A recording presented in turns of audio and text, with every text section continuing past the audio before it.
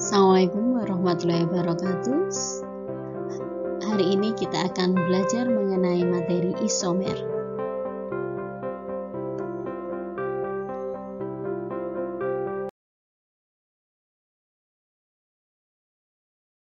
Pengertian isomer atau yang sering disebut dengan isomerisme. Pengertiannya adalah hubungan antara dua senyawa atau lebih yang memiliki rumus kimia sama, namun dia memiliki struktur atau konfigurasi yang berbeda. Keisomeran pada suatu senyawa yang memiliki rumus senyawa yang sama dapat terjadi karena perbedaan bentuk, struktur, dan bentuk geometrinya. Isomer dibedakan berdasarkan konfigurasinya menjadi dua. Yang pertama adalah isomer struktur. Keisomeran struktur terjadi akibat perbedaan susunan ikatan antar atom-atom atau gugus-gugus fungsi dalam suatu molekul. Isomer struktur sendiri dibedakan menjadi tiga. Yang pertama, isomer kerangka atau sering disebut dengan rantai. Pada keisomeran rangka, isomer-isomernya mempunyai rangka atom C yang berbeda. Saya beri contoh, biasanya dia dalam rantai lurus dan yang satunya rantai bercabang. Misalnya seperti ini. N-butana dengan 2-metil-propana. Bisa kalian lihat dan amati, terdapat perbedaan. Dia rantainya lurus, tapi yang satunya rantainya bercabang. Jumlah C-nya 4, jumlah H-nya ada 10. Yang di bawah juga sama, jumlah C-nya ada 4, H-nya ada 10.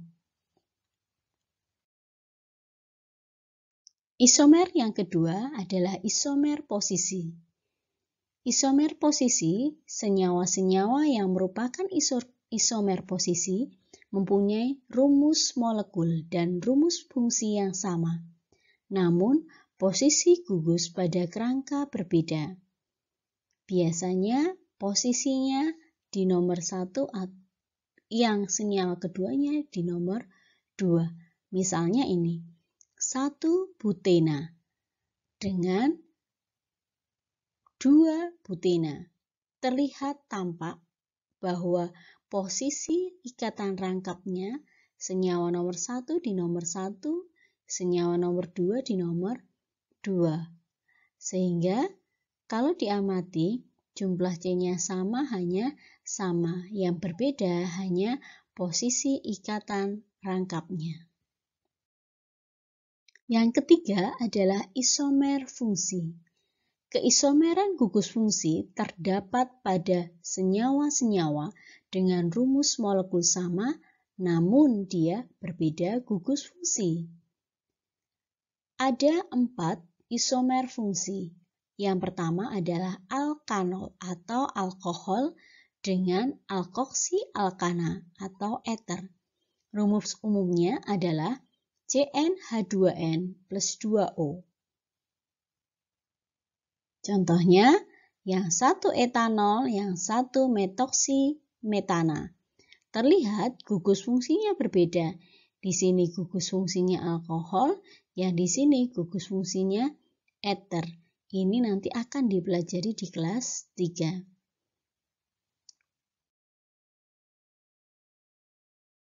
Fungsi yang kedua, yaitu alkanal dan alkanon. Alkanal nama lainnya adalah aldehida. Alkanon nama lainnya adalah keton. Ini dia mempunyai rumus umum CnH2nO. Nanti ini juga akan dipelajari di kelas 3. Misalnya ini, propanal. Propanal dia gugus fungsinya adalah COH. Sedang ini propanon gugus fungsinya CO. Dia mempunyai jumlah C 3 Di sini juga C-nya 3, hanya dia punya 6, di sini juga 6. Menandakan bahwa dia adalah isomer fungsi, hanya gugus fungsinya yang berbeda. Jumlah C dan jumlah H-nya sama.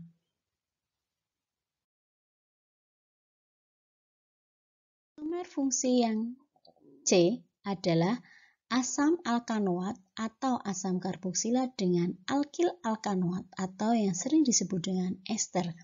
Dia punya rumus umum CnH2nO2. Ini juga akan dipelajari nanti di kelas 3 penamaannya. Contohnya gugus fungsinya ini asam propanoat. Dia gugus asam alkanoat. COOH. Kalau metil etanoat, dia gugusnya ester, COO, gitu ya.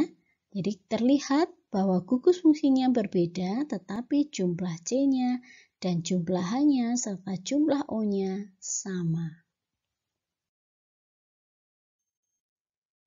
Isomer fungsi yang terakhir, D, adalah isomer fungsi yang terjadi pada pasangan senyawa alkadiena dan alkuna.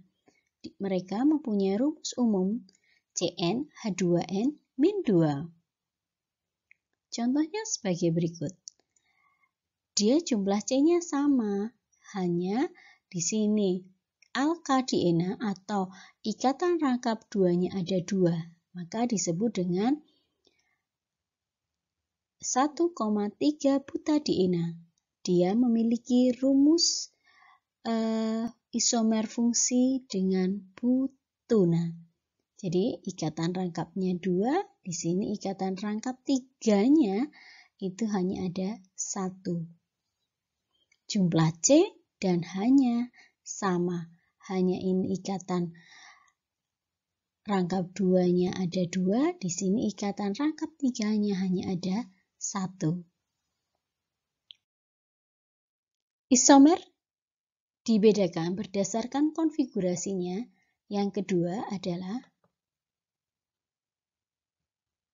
isomer ruang atau sering disebut dengan stereoisomerisme. Keisomeran ruang terjadi akibat perbedaan konfigurasi atau susunan atom-atom dalam ruang.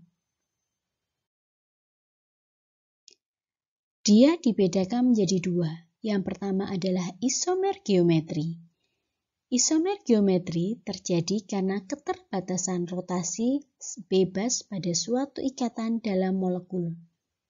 Pada ikatan C tunggal dengan C, atom karbon dapat berotasi bebas terhadap atom karbon lainnya. Namun, pada ikatan rangkap 2, rotasi karbon cenderung terbatas karena adanya ikatan pi. Oleh karena itu, posisi atom atau gugus atom yang terikat pada kedua atom C pada ikatan C rangkap 2 tidak dapat berubah. Keisomeran geometri umumnya ditemukan pada senyawa dengan ikatan rangkap 2, di mana masing-masing atom C terikat pada 2 atom atau gugus atom yang berbeda. Berdasarkan posisi atomnya atau gugus atomnya, dia dibedakan menjadi 2, isomer cis dan isomer trans. Isomer cis itu dia adalah isomer di mana atom atau gugus fungsinya sejenis terletak pada sisi yang sama. Kalau yang trans, dia isomernya atau atom gugusnya dia sejenisnya terletak berseberangan. Menghafalkannya, cis itu sejajar, trans itu transmigrasi, berarti dia menyeberang atau berseberangan. Contohnya ini. Dia sama-sama 2 butena, hanya posisinya yang berbeda. Ketika posisinya sejajar, maka diberi nama tambahan cis 2 butena. Tetapi jika dia berseberangan posisinya, maka disebut dengan trans 2 butena.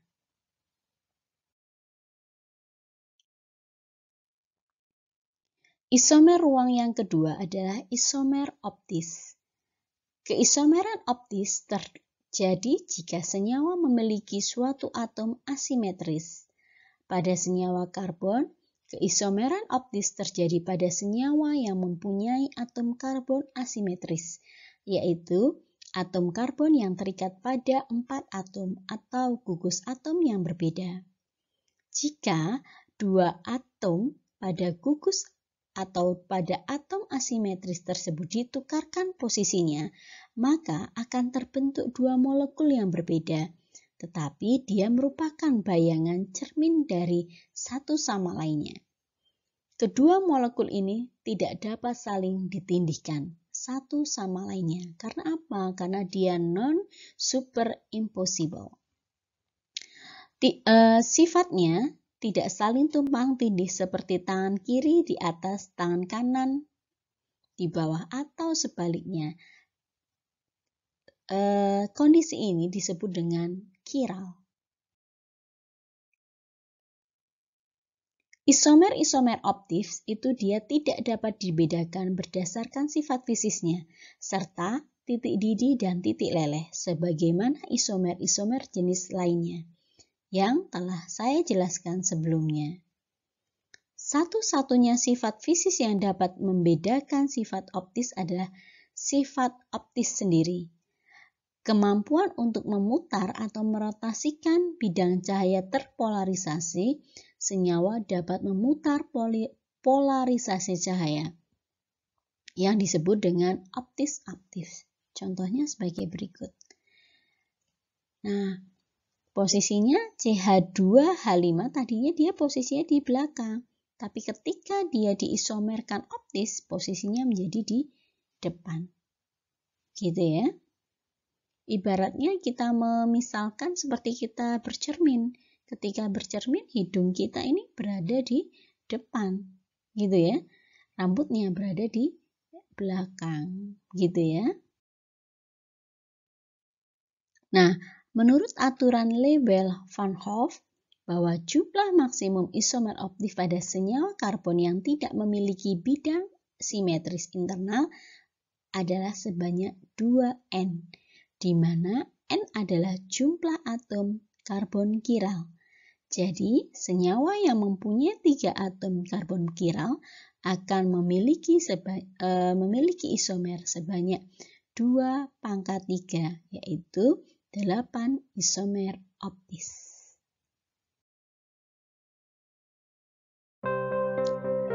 Demikian penjelasan dari saya, semoga bermanfaat bagi kalian. Jangan lupa subscribe. Thank you. Assalamualaikum warahmatullahi wabarakatuh.